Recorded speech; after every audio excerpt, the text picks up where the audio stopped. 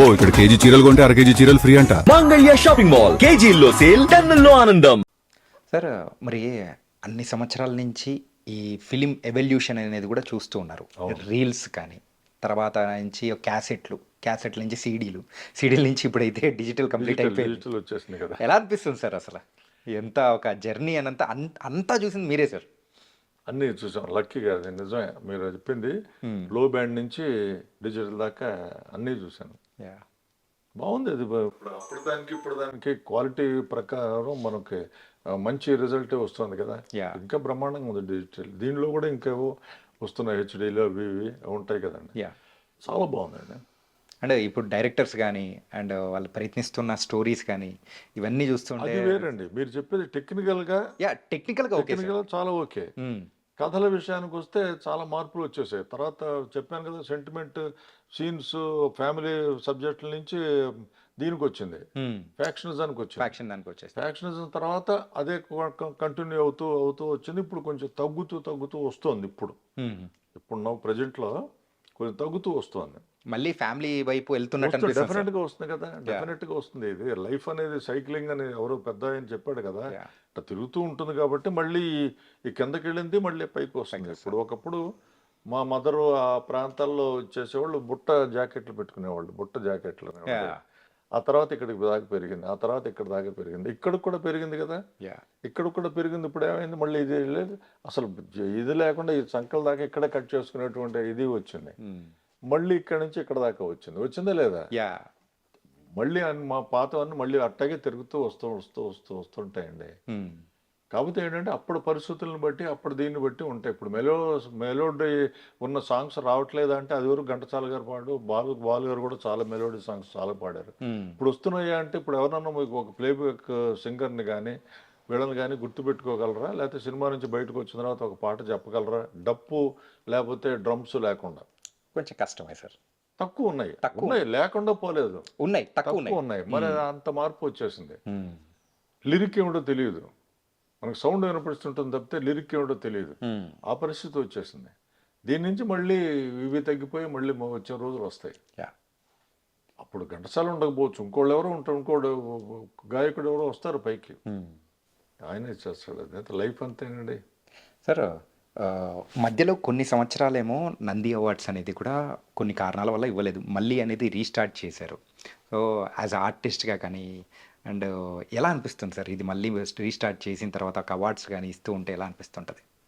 అంటేనండి, మొదట్లో ఫస్ట్ నంది నాటకోత్సవాలు పెట్టినప్పుడు నేను స్క్రూటినీ జడ్జిగా వెళ్ళాను. వెళ్ళిన తర్వాత నంది నాటకోత్సవాల్లో పార్టిసిపేట్ చేస్తే బాగుంటుందని అందరూ అన్నా కూడా ఒకసారి జడ్జిగా వెళ్ళిన తర్వాత ఇక నేను మళ్ళీ ఒక నటుడిగా అక్కడికి వచ్చి పోటీ ఇవ్వటం అనేది భావ్యం కాదు అది.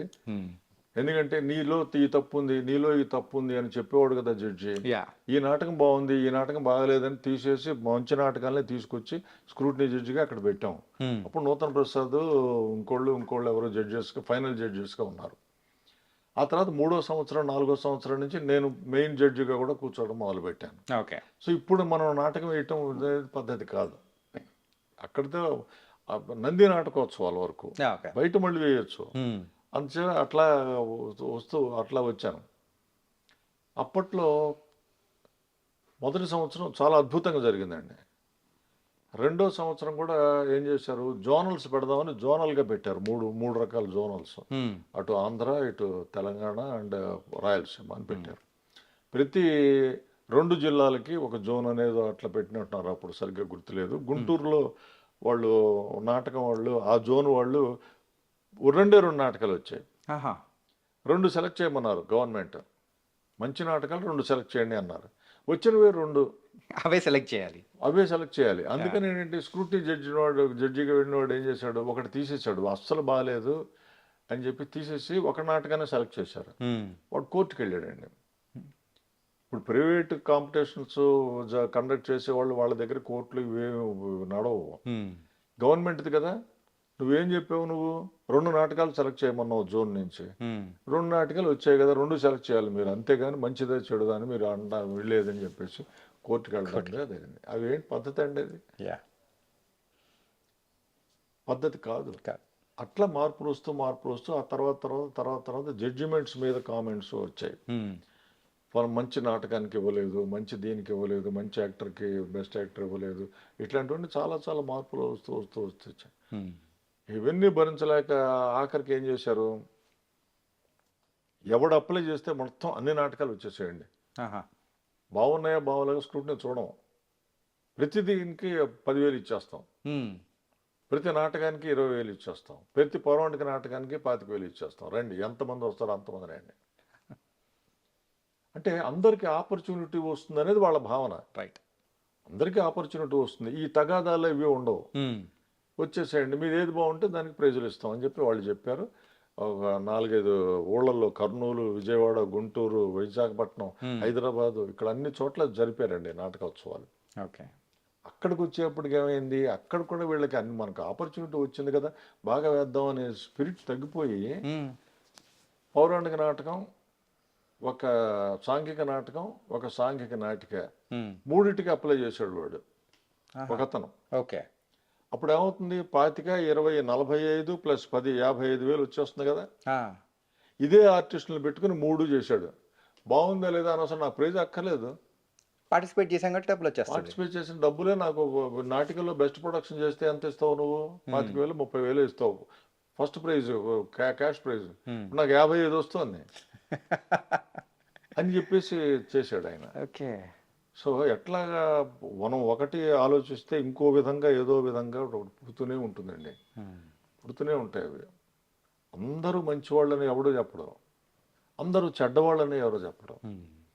మీకు మంచి బ్రహ్మాండంగా సినిమా నచ్చింది, ఇంకోటి ఏదో అందులో ఒకటి చూపిస్తాడు లోపం, వాడికి అది తట్టింది మరి వాడికి. అట్లా మనం ఏం చేస్తాం, దానికి మనస్తత్వాలు రకరకాలు ఉంటాయి కదా, అట్లా వస్తూ అట్లా మార్పు వచ్చింది ఇప్పుడు నాటకాలకి. దాంతో మూసేశారు అసలు, అక్కర్లేదు ఇవి అదో గొడవ, ఇవన్నీ ఎవడ పడతాడు, ఇవన్నీ కోర్టు కేసులు, ఇవన్నీ అక్కర్లేదు, మూసేసేయండి అన్నారు, మూసేశారు.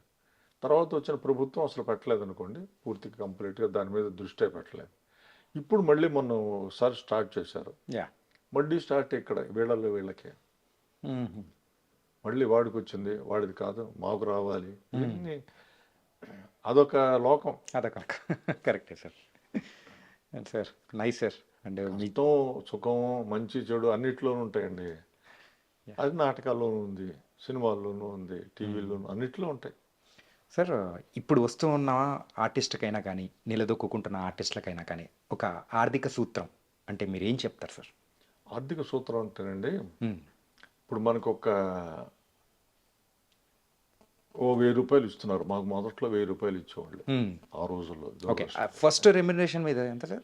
ఫస్ట్ రెమ్యునరేషన్ 1,000 రూపాయలు, దూరదర్శన్ గవర్నమెంట్ది కాబట్టి అది ఫిక్స్ చేశారు వాళ్ళు. ఓకే, ఆ తర్వాత అవి పెరుగుతూ వచ్చాయి అనుకోండి, ఇప్పుడు 25,000, 20,000 ఇస్తున్నారు అక్కడ దూరదర్శన్ వాళ్ళు. అట్లాగా బయట ఛానల్స్ వచ్చాయి, బయట ఛానల్స్ వచ్చినప్పుడు అదే 1,000 రూపాయలు ఉషా కిరణ్ వాళ్ళు, అంటే ఈటీవీ వాళ్ళు కూడా అక్కడి నుంచే స్టార్ట్ చేశారు. స్టార్ట్ చేసిన తర్వాత ఏమైంది, ఇప్పుడు మనం డైలీ సీరియల్స్ స్టార్ట్ అయ్యాయి. డైలీ సీరియల్స్ అనేటప్పటికి అది వరకు సింగిల్ ఎపిసోడ్ 2 రోజులు తీసేవాళ్ళు, ఇప్పుడు డైలీ సీరియల్ ఒక ఎపిసోడ్ ఒక రోజులో తీయాలి అని పెట్టుకున్నారు. పెట్టుకున్న తర్వాత ఈ లొకేషన్స్ మార్పు అవి ఇవి వచ్చేటప్పటికి 2 రోజులు కావాల్సి వస్తుంది. సో వాళ్ళు ఏం చేశారు, డైలీ పేమెంట్స్ కింద మార్చేశారు. మీకు ఇచ్చే రెమ్యూనరేషను డైలీ ఇంతే ఇస్తాం, అప్పుడు ఇంకో సీరియల్లో లేకపోతే ఇంకో దాంట్లోనో ఇంకో సీను, ఇంకో 30 ఎపిసోడ్ల తర్వాత వచ్చే సీను ఇప్పుడు తీసేస్తున్నారు వాళ్ళ మీద. ఇట్లాగే డైలీ పేమెంట్స్ వచ్చాయండి. ఈ పేమెంట్స్ తీసుకుంటున్నారు, బాగానే ఉంది. ఉన్న ఆర్టిస్టుల్లో వీళ్ళని కాకుండా ఇప్పుడు బెంగళూరు నుంచి, మలయాళం నుంచి, లేకపోతే ఇంకో చోట నుంచి ఇవన్నీ తెచ్చుకోవటం మొదలుపెట్టిన తర్వాత ఖర్చు పెరిగిపోయింది. వాళ్ళు ట్రైన్స్లో రారు, ఫ్లైట్లో వస్తారు, ఇక్కడ అకామిడేషన్ చూడాలి, ఇవన్నీ చూసేప్పటికి బాగా ఖర్చు పెరిగిపోయింది. ఖర్చు ఎప్పుడైతే పెరిగిందో రోజుకి ఎన్ని ఎపిసోడ్లు లాగేస్తే బాగుంటుంది అనేది ఆలోచించారు.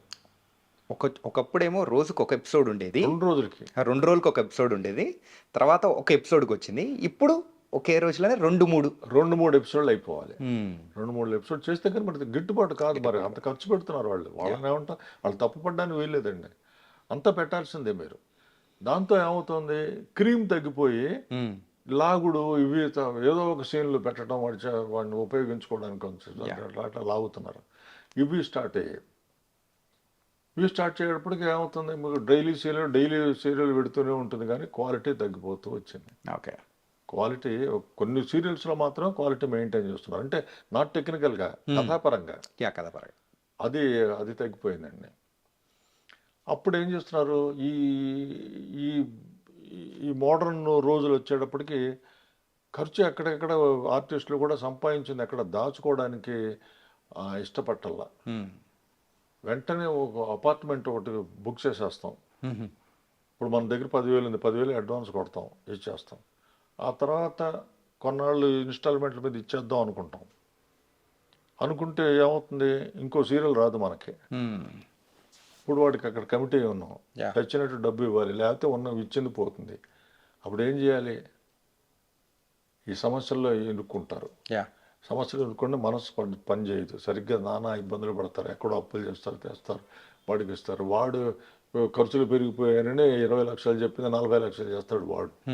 ఎంత మానసికంగా ఎంత కుంగిపోతున్నారండి ఆర్టిస్టులు కానీ టెక్నీషియన్స్ కానీ ఎవరైనా మానసికంగా చాలా స్ట్రెస్ ఫీల్ అవుతున్నారు.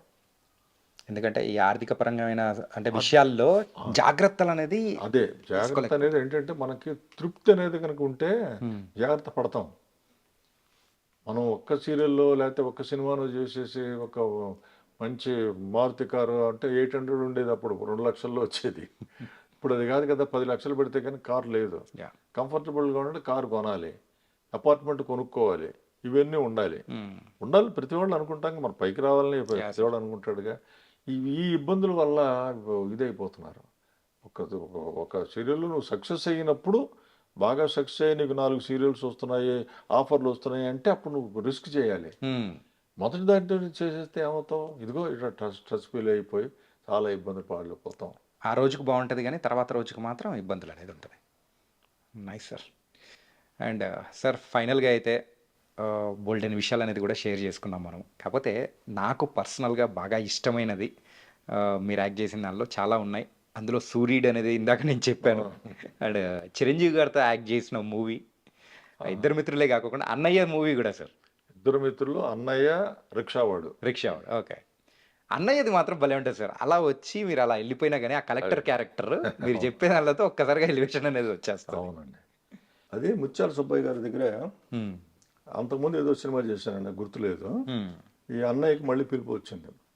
పిలుపు వస్తే స్టూడియోకి వెళ్ళాము, మేకప్ చేసుకుని గుడ్ మార్నింగ్ సార్ అని ముత్యాల సుబ్బయ్య గారి దగ్గరికి వెళ్ళాము.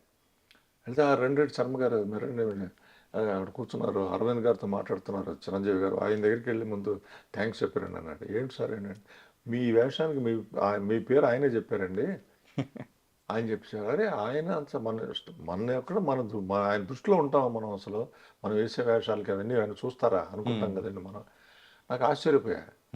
ఆయన దగ్గరికి వెళ్ళి, సార్ థ్యాంక్ యూ సార్, మీరే చెప్పారట నా పేరు అది. అవును శర్మ గారు, మిమ్మల్ని చూస్తుంటాను కదా నేను, ఒక సటిల్ కామెడీ ఉంది మీలోగా, ఈ క్యారెక్టర్కి అది కావాలి, అందుకని మీరైతే బాగుంటారని అనుకున్నానండి అన్నారు ఆయన. సరే అయిపోయింది, వచ్చేసాను. అసలు నేను సటిల్ కామెడీ చేస్తానని నేను ఎక్కడ చూస్తుంటాడు అని నాకు పెద్ద ఇది. ఓకే. ఆయన ఉన్న బిజీలో మన సీరియల్స్ లేకపోతే మన సినిమాలో ఎక్కడ చూస్తాడండి ఆయన. ఆయన అంత మెగాస్టార్. ఆయన ఎంత చూస్తాడంటే అంత అబ్జర్వేషన్ ఉందన్నమాట అండి ఆయన దగ్గర. ఆయన దగ్గర అంత అబ్జర్వేషన్ ఉండి పర్టికులర్గా ఒక క్యారెక్టర్ ఇలా ఉంటే నా పక్కన నా కాంబినేషన్లో చేస్తున్నది ఇట్లా ఉండాలి అనేటువంటి ఒక అవగాహన కోసం ఆయన సజెస్ట్ చేశారని అప్పుడు తెలుసుకున్నాను నేను. అంతకుముందు తెలియదు. అందుకే సార్ ఆ క్యారెక్టర్ కానీ అండ్ ఆ సీన్ అయితే జమ్ లాంటి సీన్స్ వస్తుంది. మంచి వేషం. 2 సీన్లు ఉంటుంది అనుకుంటాను, 2, 3 ఉంటాయి అంతే. బోల్డెన్ విషయాలని షేర్ చేసుకున్నారు. And really thank you so much. And మీరైతే చాలా ఫెమిలియర్, కాకపోతే మీ పేరు మాత్రం చాలా తక్కువ మందికే తెలుసుంటుంది, సుబ్బరాయ శర్మ గారు అని. లేదండి, చాలా మంది తెలుసండి. ఇప్పుడు ఆటోలో వెళ్తుంటే, ఎప్పుడన్నా ఆటోలో వెళ్తే అంటే నేను అనేది ఇప్పుడున్న జనరేషన్ సార్, ఇప్పుడున్న జనరేషన్ తక్కువ. సార్ చాలా మంది గుర్తుపడతారు, ట్యాక్సీ డ్రైవర్లు కానీ వాళ్ళు కూడా నా పేరు చెప్తారు కొంతమంది. ఇప్పుడున్న జనరేషన్కి తక్కువే, తెలియకపోవచ్చు. ఈ మధ్య టచ్లో లేం కదా మనం, 5-6 ఏళ్ళు బట్టి చేసిన సినిమాలన్నీ ఓటీటీలో వస్తున్నాయి కానీ థియేటర్లో చూసేది తక్కువ కదండి. ఇప్పుడు ఏదో మొన్న ఒక మజాకానో ఏదో అటువంటిది బయటకు వచ్చింది కానీ చాలా ఎక్కువ భాగం చేసిన సినిమాలన్నీ ఓటీటీలోనే వస్తున్నాయి. సో ఇప్పుడున్న జనరేషన్కి కూడా మరొకసారి మిమ్మల్ని పరిచయం చేయడం కోసమే ఈ ఇంటర్వ్యూ అనేది అనుకోవచ్చు sir. Thank you, thank so really thank you so much much, thank you sir.